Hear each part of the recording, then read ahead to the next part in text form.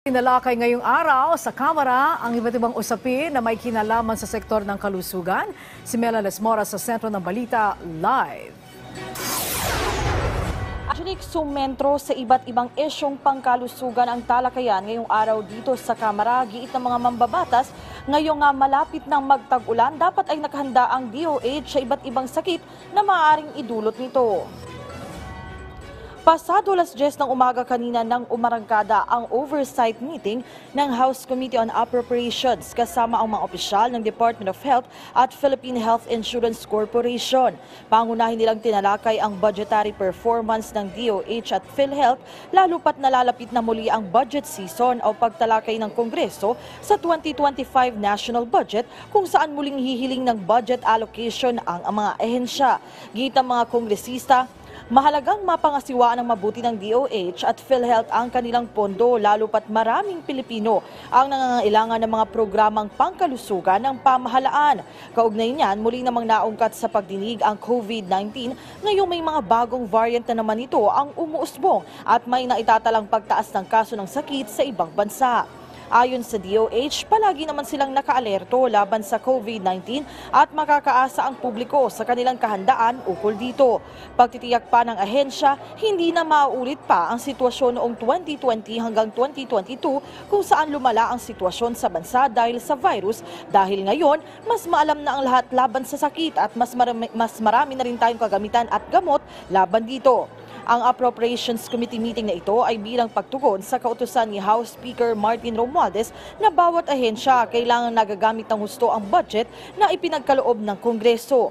Sa ngayon, kasama si Speaker Romualdez sa delegasyon ni Pangulong Ferdinand R. Marcos Jr. sa Brunei.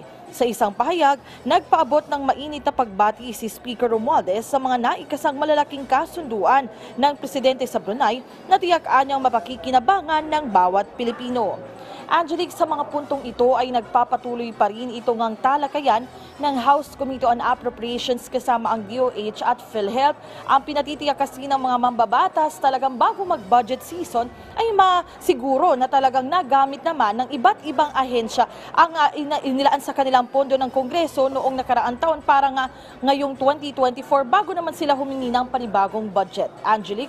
Yes, Mela. Napag-usapan ba sa hearing kung kailangan muling bumili ng mga bakuna kontra dito sa bagong strain, yung flirt ng COVID-19?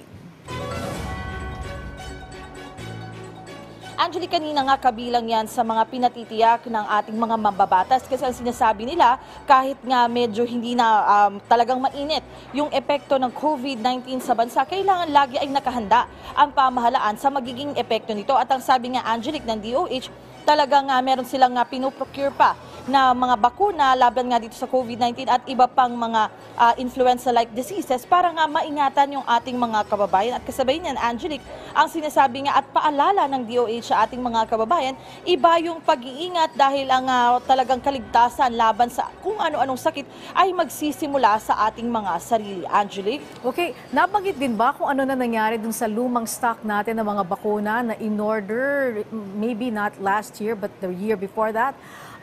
Ano na, meron pa bang natitirang stock dyan o yan ay napatos na? Angelic, kanina sa hearing, ang sinasabi ng DOH, may mga natira pang bakuna ngayon nga dito sa ating bansa. Pero kung kailangan nga ng talagang mas mapaigting pa yung paglaban-laban nga sa COVID-19 at iba pang sakit, Angelic, ang tinutukoy nga ng DOH, meron ding mga talagang tinututukan din nila yung mga bakuna laban sa pneumonia at iba pang talagang sakit na binabantayan nila ngayon. Ang sinasabi nga nila, may mga stock pa ngayon pero patuloy yung kanilang ginagawang procurement para nga talagang matiyak na bawat isa kung kinakailangan ay magkakaroon nga yung ating mga kababayan, lalo na yung vulnerable sector. Pero Angelic, sa mga puntong ito ay nagpapatuloy pa rin nga yung pagdinig at ang pinatitiyak ng mga mambabatas talagang dapat wag pabayaan yung issue ng COVID-19 kahit nga talaga nga hindi na ito yung mainit na sakit na kumakalat sa bansa ngayon. Kailangan patuloy itong tutukan kasi anytime, Angelic, maaari talagang sumipa na naman yung mga kaso kaugnay niyan. Angelic? Okay, maraming salamat sa iyo, Mela Lesmoras.